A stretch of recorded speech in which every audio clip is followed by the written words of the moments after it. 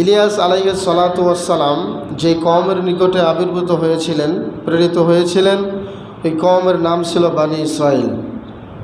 এবং যিনি সুলাইমান আলাইহিস সালাতু ওয়াসসালামের পরবর্তী নবী ছিলেন, অর্থাৎ তার আগে নবী যিনি ছিলেন তিনি হচ্ছেন সুলাইমান আলাইহিস সালাতু ওয়াসসালাম। এবং তিনি এই ইলিয়াস আলাইহিস সালাতু ওয়াসসালাম তিনি হারুন আলাইহিস সালাতু ওয়াসসালামের বংশধর ছিলেন। এবং আল্লাহ তাআলা এই ইলিয়াস আলাইহিস সালাতু ওয়াসসালামকে সিরিয়ার যে দামেস্ক আছে, দামেস্ক শহরের পাশের যে শহর বালাবাক, এই বালাবাক নামক এলাকায় তিনি তাকে নবী হিসেবে প্রেরণ করেছিলেন। এবং তার যে জন্ম হয়েছিল এটা বর্তমান যে জর্ডান আছে, এই জর্ডানের একটা জায়গার নাম হচ্ছে আল আদ নামক স্থানে তিনি জন্মগ্রহণ করেছেন।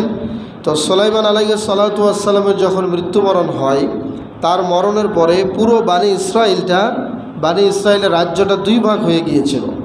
সেই দুই ভাগের মধ্যে এক ভাগ ছিল বাইতুল মুকাদ্দাস সহ দক্ষিণ ফিলিস্তিনের কিছু অংশ, আর আরেকটা ভাগ ছিল সেটা উত্তর ফিলিস্তিনের একাংশ। অর্থাৎ পুরো ফিলিস্তিনটা সুলাইমান আলাইহিস সালাতু ওয়াসসালামের মৃত্যুর পর দক্ষিণ এবং উত্তরে প্রায় দুই ভাগ হয়ে গিয়েছিল। দুই ভাগে তারা বিভক্ত হয়ে পরস্পরে তারা দ্বন্দ্বে লিপ্ত হয়েছিল। এবং সেখানেই ওই এলাকার লোকেরা একটি মূর্তির তারা পূজা করত। সেই মূর্তিটির নাম হচ্ছে বাআল, বা আইন লাম আলিফ, বাআলান। এই বাআল নামক মূর্তির তারা পূজা করত। এবং এই মূর্তিটি ছিল তাদের একজন পুরুষ একটা দেবতা ছিল, সেই পুরুষ দেবতার নাম ছিল।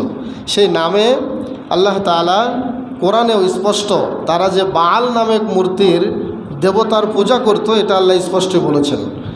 এবং সেখানে ওই এলাকার লোকেরা এমন অবস্থায় তারা এই মূর্তি পূজা করত, পুরো এলাকাতে এই ইবাদতটা তারা ছড়িয়ে দিয়েছিল। পাশাপাশি ইরাকের ব্যাবিলন শহর থেকে শুরু করে একেবারে মিশর পর্যন্ত, ইরাকের ব্যাবিলন থেকে শুরু করে মিশর শহর পর্যন্ত এই মূর্তি পূজার যে সয়লাব এটা তারা ঘটিয়েছিল। এবং এই মূর্তির তারা পূজা দিনরাত করত। এবং দেবদেবীর পূজা থেকে এই যে বাল নামক একটা মূর্তির পূজা তারা করত, এই জন্য আল্লাহ তাআলা তাদেরকে সেখান থেকে ফেরানোর জন্য সেখানে আল্লাহ তাআলা এই বালাবাক নামক শহরে ইলিয়াস আলাইহিস সালাতু ওয়াসসালামকে নবী হিসেবে প্রেরণ করেছিলেন। দেখেন, প্রত্যেকটা নবী যে কওমের নিকটে আল্লাহ যে নবীকে পাঠিয়েছেন, ওই কওমের সর্বোচ্চ যেই পাপ, ওই পাপ থেকে তাদেরকে বিরত রাখার জন্য আল্লাহ সেখানে নবী পাঠিয়েছেন। সুবহানাল্লাহ। তাহলে দেখতে পারি আমরা যে আসলে যেখানে অন্ধকার ছিল, যেখানে জাহেলিয়াত ছিল, ওই জায়গাগুলোতেই আল্লাহ তাআলা নবীদেরকে নবী হিসেবে পাঠিয়েছিলেন। এবং এই জন্যই পাঠিয়েছিলেন যে এলাকাগুলো ভালো সেখানে তো আর নবী রসুলের দরকার ওই রকম পড়বে না। কিন্তু যেগুলো অন্ধকার, যেই জায়গাগুলো একেবারেই অন্ধকারচ্ছন্ন, ওই জায়গাতেই আল্লাহ তাআলা নবীদেরকে প্রেরণ করেছিলেন। তো এই ইলিয়াস আলাইহিস সালাতু ওয়াসসালাম সম্পর্কে মাত্র দুটি সূরাতে আল্লাহ তাআলা তার ব্যাপারে আলোকপাত করেছেন। তন্মধ্যে সূরা আনআমে আল্লাহ তাআলা বলেছেন, ওয়া যাকারিয়া ওয়া ইয়াহইয়া ওয়া ঈসা ওয়া ইলিয়াসা কুল্লুম মিনাস সালিহিন। পরপর চারজন নবীর কথা আল্লাহ উল্লেখ করলেন। তারা হলো জাকারিয়া এবং ইয়াহইয়া এবং ঈসা এবং ইলিয়াস। এই চারজনের কথা বলার পরে আল্লাহ তাআলা বললেন, ওয়া কুল্লুম মিনাস সালিহিন। সকল নবীরাই, এই চারজন নবীরা তারা প্রত্যেককেই ছিল নেককার, প্রত্যেককেই ছিল সৎ, প্রত্যেককেই ছিল অত্যন্ত ভালো মানুষ। এই সার্টিফিকেট কে দিলেন? আল্লাহ তাআলা। আল্লাহ তাআলা এই চারজন নবীর ব্যাপারে এইভাবে ঘোষণা করলেন। এরপরে সূরা সফফাতের এই একটা সূরায় আল্লাহ তাআলা ইলিয়াস নবীর কথা আলোচনা করলেন পরপর তিনজন নবীর পরে। আর সূরা সফফাতের যদি আমরা তাকাই, সেখানে দেখতে পাই সূরা এই সফফাতের 123 থেকে নিয়ে 135 নম্বর আয়াত পর্যন্ত শুধুমাত্র ইলিয়াস আলাইহিস সালাতু ওয়াসসালামকে নিয়েই আল্লাহ তাআলা আলোকপাত করেছেন। সেখানে আল্লাহ তাআলা তাকে যে বালাবাক শহরে পাঠিয়েছেন তাও স্পষ্ট উল্লেখ করে দিয়েছেন, যেটা কোরআনে আমরা স্পষ্ট পাই। আল্লাহ তাআলা বলেছেন, ওয়া ইন্না ইলিয়াসা লামিনাল মুরসালিন। আল্লাহ তাআলা বললেন, নিশ্চয়ই ইলিয়াস আলাইহিস সালাতু ওয়াস সালাম আমার রাসূলদের মধ্যে একজন। ইলিয়াস আলাইহিস সালাতু ওয়াস সালাম যত নবী রাসূল আল্লাহ দুনিয়াতে পাঠিয়েছিলেন তার মধ্যে ইলিয়াস নবী একজন। ইলিয়াস আলাইহিস সালাতু ওয়াস সালামের ব্যাপারে আল্লাহ আর বললেন, ইয ক্বালা লিকওমিহি আলা তাত্তাকুন, হে আমার কওমের লোকেরা, তোমরা কি আল্লাহকে ভয় করবে না? এই বাল নামক মূর্তিকে তোমরা ছাড়বে না? বাল নামক মূর্তি থেকে বিরত থাকবে কিনা? আল্লাহকে ভয় করবে কিনা? আতাদউনা বালা, তোমরা কি বালকে ছাড়বে না? ওয়া তাজারুনা আহসানাল খালিকিন, আর তোমাদের যিনি সুন্দর সৃষ্টিকর্তা, সুন্দর করে তোমাদেরকে যে আল্লাহ সৃষ্টি করেছেন, ওই আল্লাহকে বাদ দিয়ে তোমরা কেন বাল নামক মূর্তিকে ডাকতেছো? এইভাবে তিনি এই লোকজনদেরকে একইভাবেই তাওহীদের দাওয়াত দিচ্ছিলেন আর মূর্তি থেকে ফেরানোর চেষ্টা করতেছিলেন।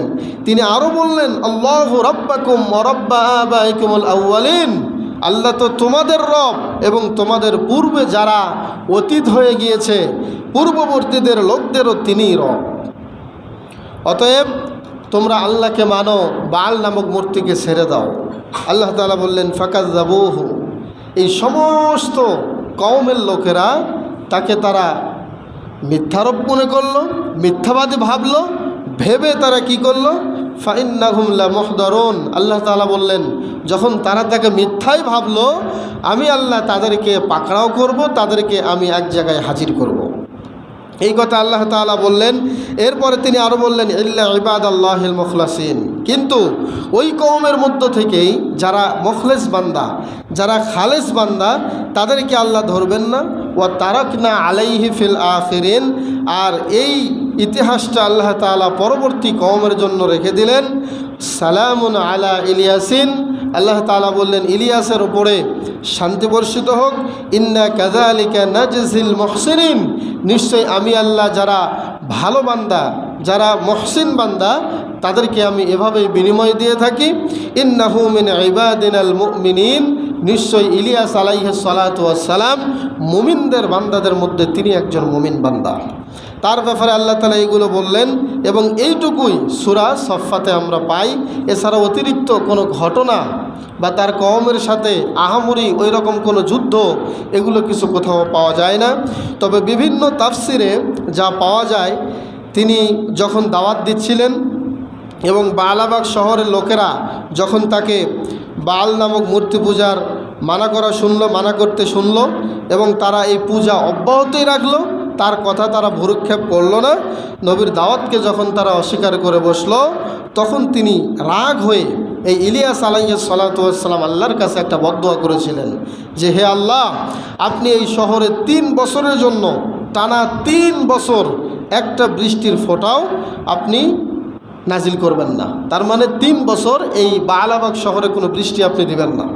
তো তিনি তো নবী ছিলেন, এই নবী থাকার বাদৌলাতে, নবীরা হচ্ছে আল্লাহ তাআলার কাছে যে দোয়া করেন সেই দোয়াই যেহেতু আল্লাহ কবুল করেন, সেই দৃষ্টিকোণ থেকে আল্লাহ তাআলা তার দোয়া কবুল করলেন এবং টানা 3 বছর এই বালাবাগ শহরে কোনো বৃষ্টি হয় নাই, হলো না। ফলে দেখা গেল সেখানে কঠিন খরা, কঠিন দুর্ভিক্ষ এবং খাবারের সংকট দেখা দিল। পরিস্থিতি এমন ভয়াবহ হলো, তখন তারা বালাবাগ শহরের যতগুলো লোক ছিল সবাই এরকম পরিস্থিতিতে যখন পড়ে গেল, তখন তারা বুঝতে পারল যে ঠিকই ইলিয়াস একজন আল্লাহর নবী। সুবহানাল্লাহ। এখন তারা বুঝতে পারল এবং তারা দৌড়ে আসলো ইলিয়াস আলাইহিস সালাতু ওয়াস সালামের কাছে, এসে বলল যে আমরা ক্ষমা চাই। বানি ইসরায়েলের একটা স্বভাব হলো, বিপদে পড়লেই তাদের নবীর কাছে আসতো, বিপদ উদ্ধার হয়ে গেলেই তারা সেখান থেকে সালাম দিয়ে ওই সে আগের রীতিতেই তারা ফিরে যেত। এরকম স্বভাব আমাদের মানুষেরও আছে। বিপদে পড়লে আমাদের বিপদের সময় যাকে কাছে পাই সে খুব ভালো, বিপদ চলে গেল আর ওই জিনিসটা ভালো লাগে না, তাকেও ভালো লাগে না। সম্মানিত উপস্থিতি, তো বানি ইসরায়েলের এরকম একটা স্বভাব ছিল। তখন ইলিয়াস আলাইহিস সালাতু ওয়াস সালামের কাছে এসে তারা বলল যে আমরা ক্ষমা চাই আপনার কাছে, আপনার সাথে যত বেয়াদবি করেছি সব মাপ চাই এবং আল্লাহকে বলেন আল্লাহ যেন আমাদেরও ক্ষমা করে দেন এবং তিনি যেন বৃষ্টি নাজিল করেন, আমরা তার উপরে ঈমান আনবো। এই কথা বলার পরে নবী ইলিয়াস আলাইহিস সালাতু ওয়াস সালাম, তিনি তো একজন নবী, তাদের মতো গোরামি হয়ে থাকতে পারেন না। তিনি আল্লাহর নবী যেহেতু, তিনি আল্লাহর কাছে দোয়া করলেন যে আল্লাহ দেন, এই বানি ইসরাইলকে আরেকটু বৃষ্টি দেন। এই দোয়া আল্লাহ কবুল করে তাদেরকে বৃষ্টি দিলেন, কিন্তু তারপরে তারা আবার সে আগের অবস্থায় ফিরে গেল, বলেন নাউজুবিল্লাহ।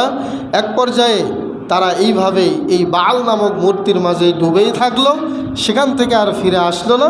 ইতিমধ্যেই ইলিয়াস আলাইহিস সালাতু ওয়াস সালাম দুনিয়া থেকে বিদায় নিয়ে চলে গেলেন।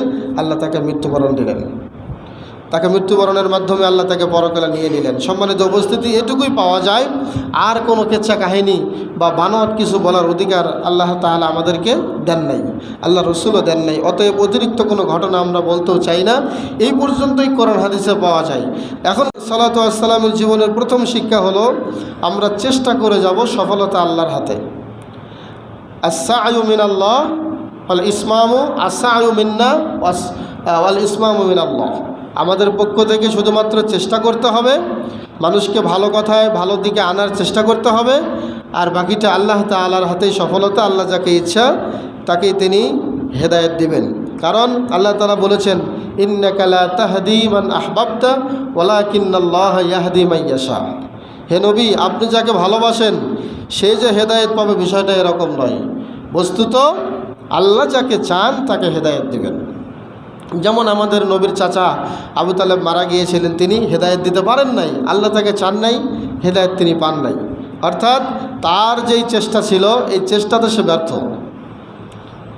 এবং আবু তলেবও সে যে ইসলাম কবুল করবে না এটা আল্লাহ ভালো করে জানেন, এই জন্য তার নসিবও আল্লাহ হেদায়েত রাখেন নাই। তো এটাই ছিল আমাদের 1 নম্বর শিক্ষা ইলিয়াস আলাইহিস সালাতু ওয়াস সালামের জীবনী থেকে। তার কওমের তাকদিরে আল্লাহ হেদায়েত লেখেন নাই, এই জন্য তার কওমের লোক হেদায়েত পান নাই। 2 নম্বর শিক্ষা হলো শিরিক এমন পাপ যেই পাপের দরুন অনেক ব্যক্তি ধ্বংস হয়ে গিয়েছে, এবং ইভেন এই যে বাল নামক মূর্তি পূজা করার কারণে এই পুরো বানি ইসরায়েলের ওই সময়ে ওই বাল নামক মূর্তির আশপাশে যারা ছিল সকলকে আল্লাহ ধ্বংস করে দিয়েছিলেন, বলেন সুবহানাল্লাহ। এটা অত্যন্ত গুরুত্বপূর্ণ এবং ভয়াবহ একটি পাপ। 80 বছর ইবাদত করতে করতে 80 বছর পরে গিয়ে যদি একটা মাজারে সাজদা দেন, সাজদা দেওয়ার সাথে সাথে 80 বছরের ইবাদত সব শেষ, আপনার জন্য জান্নাত হারাম, জাহান্নাম ওয়াজিব হয়ে যাবে। নাউজুবিল্লাহ। এমন একটা ভয়াবহ গুনাহ হলো শিরিকের গুনাহ। এই শিরিক থেকে বাঁচানোর জন্যই আল্লাহ তাআলা বালাবাগ শহরে এই বাল নামক মূর্তির বিরুদ্ধে আল্লাহ নবী ইলিয়াসকে পাঠিয়েছিলেন। 3 নম্বর শিক্ষা হলো সকল নবী আল্লাহর ইবাদত করতে বলেছেন, তাগুত থেকে দূরে থাকতে বলেছেন। কোনো নবী বলেন নাই যে তোমরা আমার ইবাদত করো, এই কথা কোনো নবী বলেছে? বলে নাই। তাদের দদ একটাই ছিল, তোমরা আল্লাহর ইবাদত করো, তাগুত থেকে মূর্তি থেকে তোমরা দূরে সরে আসো।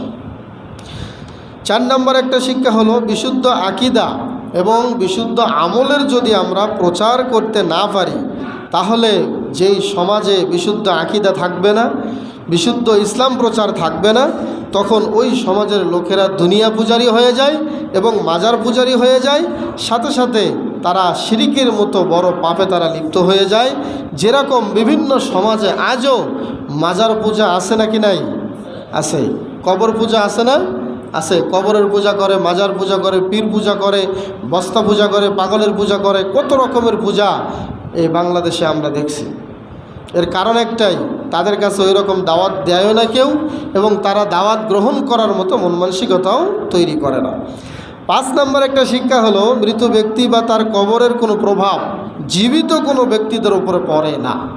যারা মৃত ব্যক্তি তারা যতই আল্লাহর ওলি হোক না কেন, তাদের কোনো প্রভাব জীবিত কোনো ব্যক্তির উপরে পড়বে না বা পড়ে না।